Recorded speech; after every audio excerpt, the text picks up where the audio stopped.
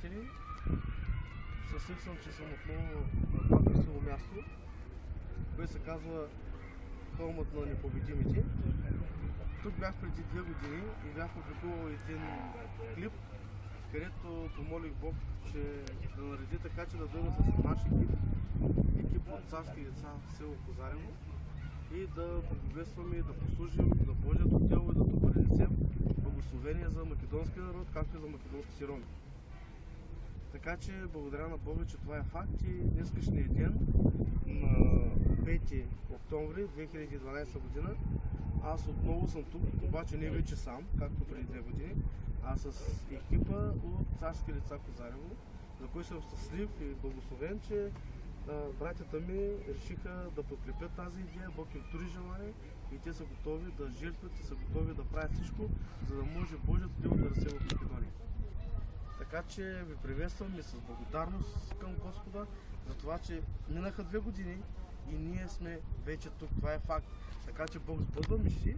Искам да ви насърча, мечтайте да служите, мечтайте да търсите Бог и мечтайте да бъдете в Македония, за да помогнем за делото Божие в Македония. Нека Бог да ви благослови. Амин. Амазон.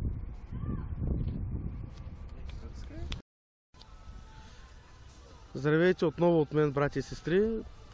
Благодаря съм на Бога, че мога да работя с хора, които след малко ще видите. Това са хора, които са решили да предадат живота си на Христос и са решили да жертват финансите си, не от излишъка си, а от основните си финанси, с които те се прехранват и с които те се грижат за семейството си и за работата си. Но те решиха да жертват и да бъдат за благословение на братята и сестрите в Македония и благодарим на Бога за тях. И сега искам да ви ги представя.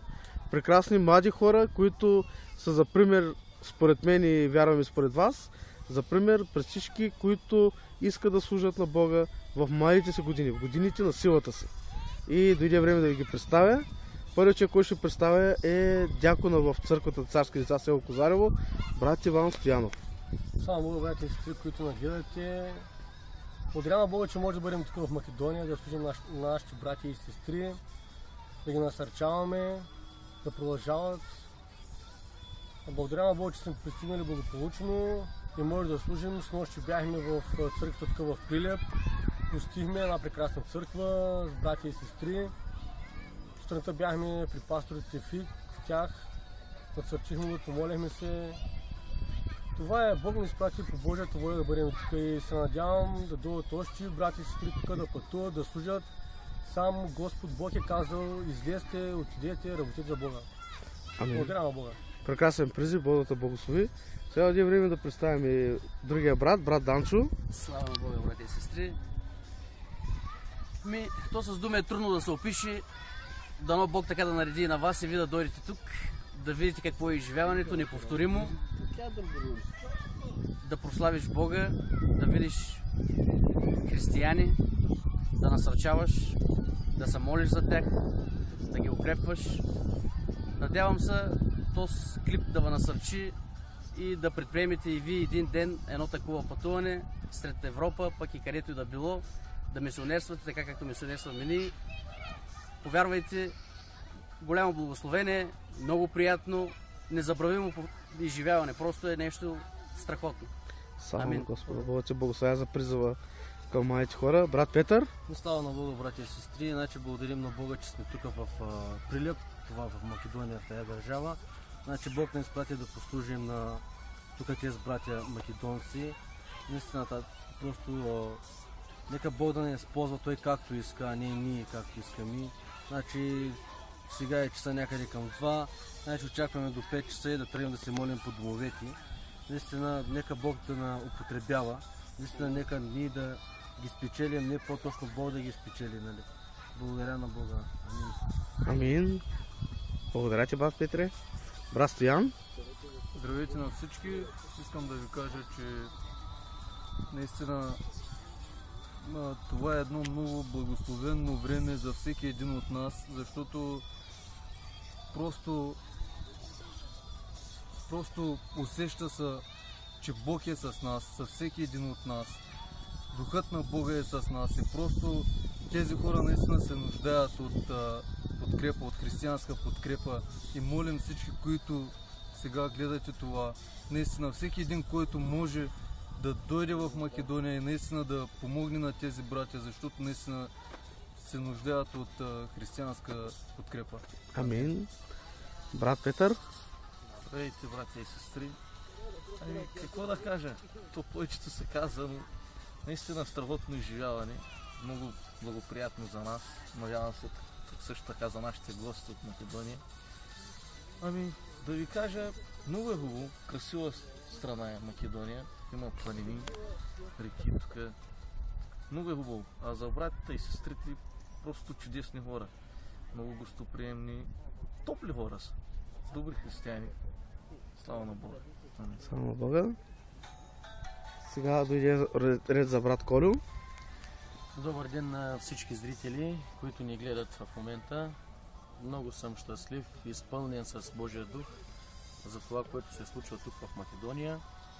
Искам да споделя с вас, че всеки един от тази група е в последния момент на тръгването си. Всеки е получил по някакъв отговор и чрез Божие чудо всеки е тръгнал насам, за което аз много съм насърчен за това.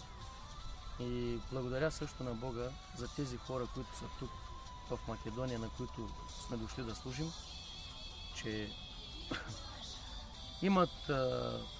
имат така жар в себе си да служат на Бога, но все пак имат също така и нужда да се молим за тях, да ги подкрепяме в молитва, за да могат да издържат на проблемите, които се срещат тук в Македония. Амин. Слава на Бога. Амин. Амин. Вие рече за брат Гошо. Здравейте! Аз искам също да благодаря на Господ за всички братя, които присъстват тук в Македония и служат с цялото си сърце на Господ. Също искам да кажа, че Той не избави от тъмнината и на поставена светлина. И сега сме тук и служим на македонците с цялото си сърце. Благодаря много. Амин. Слава на Бога. Малко да видите прекрасната гледка от парк Непобедимите.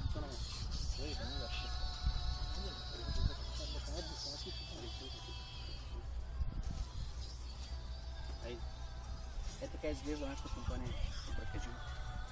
Ето това се казва единство и братолюбие.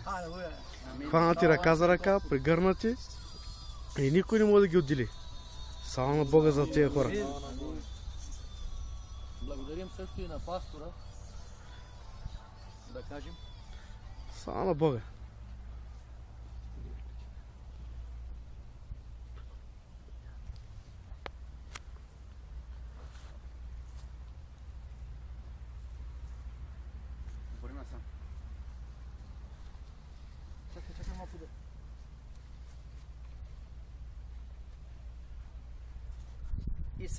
И само да вметнем, понеже преди малко говорихме за служението тук в Македония, пожелавам на всички църкви да имат пастори, както ние имаме универсален пастор, Амин, амин. който набива като перон в дъска Словото Божие в главите ни. Амин, Амин. амин. Слава Слава на Бога. Господа. Чудесен пастор, наистина той е дар от Господа на нашия пастор. Не, че нещо друго, но той е един, който работи сред един много специален народ, подарен от Господа за него. Аз съм Амин. благословен от този народ. Амин. Амин, амин. Амин. Слава на Бога. Слава на Бога. Амин, амин. Чао, всичко добро. За нови Чао, срещи. чао, чао.